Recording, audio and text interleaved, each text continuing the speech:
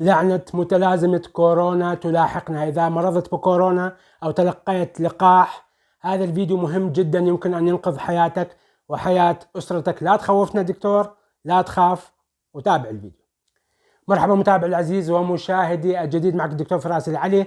قبل ما نبدأ بموضوع اليوم أحب أن أهني جميع العمال بعيد العمال، وبغض النظر عن الدرجة العلمية والمسمى الوظيفي كلنا عمال في بيوتنا وفي مجتمعنا، نساعد بعضنا البعض لخدمة أنفسنا وخدمة الناس المحيطين بنا. خلينا نتكلم عن موضوع مهم والضجة التي تحصل الآن بسبب مضاعفات كورونا واللقاحات وهذه الأمور كلها، وكثير من الأطباء ما يحبوا يخوضوا بهذا الموضوع لأسباب معروفة، ولكن أجرنا على الله.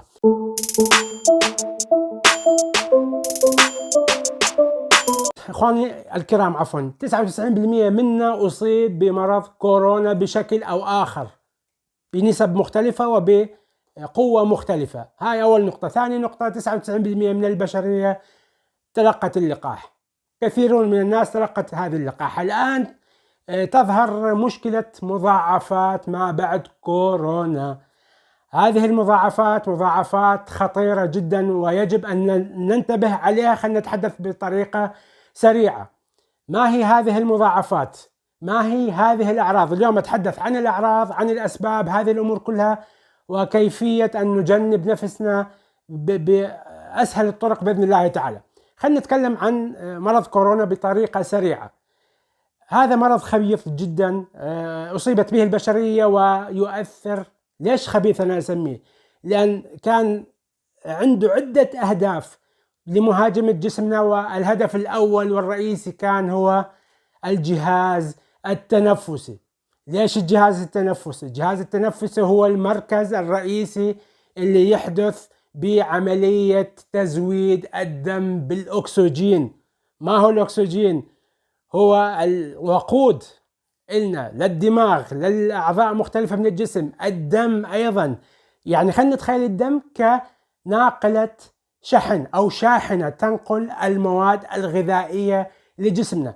فهذه الشاحنة الدم تعرضت لمشاكل كثيرة. الدم تعرض لزيادة في اللزوجة بسبب مرض كورونا. يعني مرض كورونا دمر عنا أو هاجم الجهاز التنفسي، قلل من تزويد الدم بالأكسجين، أثر على حركة الدم، ثقل الدم، زادت لزوجة الدم. فهذه الشاحنة التي تنقل المواد الغذائية صار سرعتها بطيئة. هاي أول شيء. ثاني شيء، أضعف عضلة القلب. كل همه هو الفيروس هو إضعاف القلب والأوعية الدموية. أضعف لنا عضلة القلب بمهاجمة القلب. نفس العضلة صارت ضعيفة. الطريقة اللي يمشي به هذه الشاحنة الدم أيضا تعرضت لمشاكل. الأوعية الدموية صار مشاكل بجدران الأوعية الدموية، وزادت نسبة تجلط الدم، ثقل حركة الدم، قلة تركيز الأكسجين به. القلب العضلة أصلا هي ضعيفة، يعني بعد ما أصابها هذا الفيروس. والأوعية الدموية تكون جدران الأوعية الدموية تعرضت أيضا لمشاكل بسبب هذا الفيروس. وبالشكل الأخير أو النتيجة الأخيرة نحصل على مشاكل كبيرة جدا والموت المفاجئ للأسف. كما احنا نلاحظ أنه مات عدد كبير جدا من الناس، وخاصة في فترة الشباب. يعني تلاقي الشاب يلعب رياضة، يمارس تمارين رياضية، ما تشوف إلا فجأة ومات. شلون مات دكتور؟ ليش؟ الأعمار بيد الله، ولكن يوجد مسببات وهذا هي من مضاعفات ما بعد كورونا. يجب أن نتنبه منها. طبعا إخوان الكرام، بالنسبة للناس اللي توفاها الله أثناء مرض كورونا، هي ما تحملت هذه التغيرات. يعني كان عندها مشاكل بالقلب، مشاكل بالأوعية الدموية، الدم عندها أصلا هو يعني عندها قابلية للجلطات. فأي نقطة ضعف كان عند هذا الإنسان كان رأسا يعني يصاب بشكل قاتل، يعني يموت بسرعة. ولكن مشكلتنا الآن الكبيرة هي ما بعد كورونا، ما هي الأعراض اللي أنت تتعرض لها؟ خلينا نشاهدها. أول شيء الدوخة. كثير من الناس تقول لك دكتور أنا حاس حالي إني يعني مو أنا. الدوخة، عندك التعب السريع، الخمول، عندك الخدران، بالعربي أعتقد يسموه الخدران باليد، بالوجه، بتحس إنه جسمك يعني مخدر، تعبان. هاي أول شيء. عندك دقات القلب، تحس أمرار يوجد تسارع كبير بدقات القلب. ضغط الدم المرتفع، يرتفع ضغط الدم. ليش؟ الدم ثقيل. القلب، الأوعية الدموية أيضا، جدران الأوعية الدموية متعبة ويتكاثر عليها الجلطات، متجلط الدم. فالقلب يحاول قدر الإمكان بقوة يضخ هذا الدم لكي تصلنا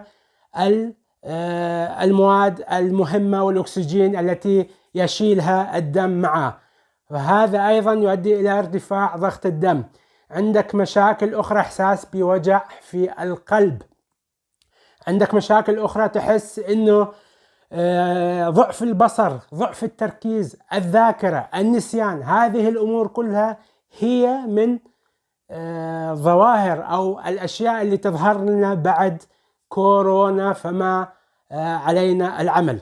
أول شيء إخواني الكرام، إذا عندك هذه العلامات، وهي أكيد عندك لأن عندنا كنا للأسف، يجب أن تراجع الطبيب. إذا الطبيب قال لك الأمور تمام كل شيء، اطلب على الأقل أنك تعمل فحص عام للدم، يشوف نسبة لزوجة الدم، التخثر، هاي الأمور كلها. خلي يتشيك على هذه الأمور. إلا ما تجد، وهم كثر، طبيب ابن حلال اللي يراعي هذه الحالة. لأن إذا أنت أي إنسان عنده شكوى فيجب أن نعرف سبب هذه المشكلة. هاي أول شيء. ثاني شيء، يجب علينا، وأكيد إنه كثير منا عنده لزوجة الدم عالية، فهذا طب هسه تقول لي دكتور ما هي المشكلة وخليه يعلى لزوجة الدم. إخوان الكرام، بالمختصر والعربي المبسط، هذا طريق مباشر إلى الجلطات، وإلى الجلطات الدماغية وجلطات القلب. هذا شيء، وخاصة عند فئة الشباب، وخاصة اللي حرك ويلعب رياضة وتلاقيه نشيط، للأسف الكبير. لأن الأوعية الدموية للشباب تكون يعني عندها القابلية لتحريك الجلطة بطريقة سريعة، وتكون الطريق مهيئة وسالكة عند الشباب بالأوعية الدموية لهذه الجلطة، بعكس الناس كبار العمر اللي قلبهم وأوعيتهم الدموية يعني تعودت على قلة الأكسجين، وتعودت على قلة الحركة، وعلى لزوجة الدم العالية. فخلينا نتكلم الآن بطريقة سريعة إنه ما هي الحلول للدكتور، ما هي اللي تطرحه أنت. يوجد إخواني الكرام تحت إشراف طبي، يمكنك أن تأخذ الحبوب المسيلة إذا كان عندك ارتفاع أو ارتفاع بلزوجة الدم والتخثر. عندك حبوب الأسبرين وهاي الأمور كلها، ولكن يجب أن توصف تحت إشراف طبي. لا تتناول هذه الأدوية بطريقة عشوائية وتصف لنفسك أو جيرانك أو قريبك ينطيك هذه الحبوب، لأن لها مضاعفات خطيرة جدا، وخاصة الناس اللي عندها مشاكل بالأمعاء والجهاز الهضمي، ممكن تؤدي إلى يعني إلى نزيف دموي.